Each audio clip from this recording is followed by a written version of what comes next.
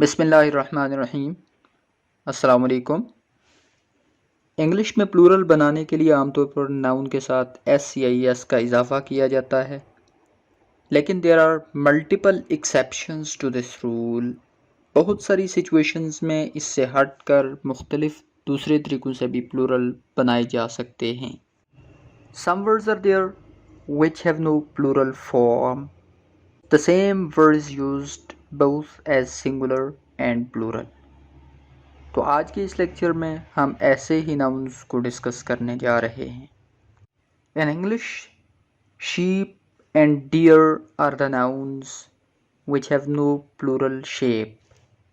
इनका सिंगुलर और प्लूरल एक ही होता है। सिंगुलर भी शीप और प्लूरल भी शीप।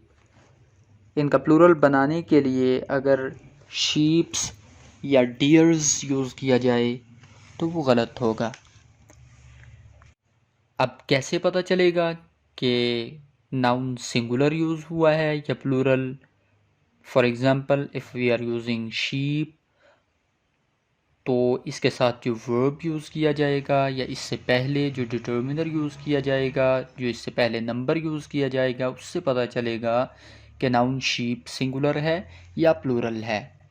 मिसाल के तौर पर, I saw a sheep in the field. Here the article a before the noun sheep shows that the noun sheep is singular। यानी इससे पहले आ यूज़ हुआ तो इसका मतलब है ये सिंगुलर है। इसी तरह many sheep were grazing in the field। अब sheep से पहले many यूज़ किया और many चूँकि प्लूरल के साथ यूज़ किया जाता है और प्लूरल ही के साथ वर्ब यूज़ करते हैं। अगर सिंगुलर होगा तो वॉज या इज़ यूज़ करेंगे। तो चूँकि यहाँ पे वर यूज़ हो रहा है तो it means the word sheep is plural. अब इसी सेंटेंस को अगर हम ये कहें कि many sheeps were grazing in the field, तो इट वुड बी रॉन्ग। दूसरी एग्जांपल है हमारे पास डियर। इसको आइडेंटिफाई करने के लिए कि ये सिंगुलर है या प्लूरल है, let us see these two examples. The first example is the hunter caught a deer. It was red. अब ज़रा देखें, यहाँ पे डियर से पहले आ यूज़ हुआ। अब ऑब्वियसली ये सिंगुलर है और इट यूज़ किया प्रोनाउन, और इट भी डेफिनेटली सिंगुलर के लिए यूज़ किया जाता है। और इसके साथ जो वर्ब यूज़ हुआ है वो है was, and was is also singular. In the second example, I saw 5 deer in the zoo. They were beautiful. The word 5 shows that the noun deer is plural. Similarly, in the next sentence, they were beautiful.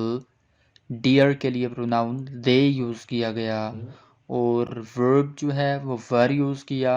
Both these are the indicators that the noun deer is plural. अब इसी sentence को अगर ये कहा जाए I saw 5 deers in the zoo, तो ये गलत होगा। जो आम तरीक़ाकार यानी डियर का प्लूरल डियर्स पॉसिबल नहीं है। Another noun is fish. Fish का प्लूरल फिश होगा या फिशेस होगा? Let us see this. As far as the noun fish is concerned, तो इसके दोनों प्लूरल्स पॉसिबल हैं। इन सम सिचुएशंस फिश का प्लूरल फिश ही होता है, and in some other situations the plural of fish is fishes. The plural of fish is fish when the same species is meant. यानी अगर एक ही तरह की फ़िश मुराद हो तो वो एक है तो तब भी फ़िश, और अगर ज़्यादा हैं तो तब भी उसका प्लूरल फ़िश ही होगा, फिशेस नहीं होगा। For example, I bought a trout fish from the shop.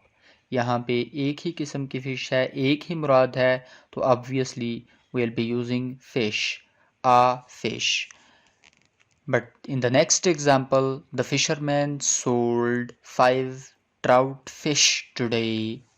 तो 5 के साथ भी फ़िश ही यूज़ किया गया, फिशेस नहीं, because according to the rule अगर एक ही किस्म की फ़िश हो, एक ही किस्म से ताल्लुक़ रखने वाली मछलियाँ हों, तो एक से ज़्यादा भी हों तो उनको फ़िश ही कहा जाता है।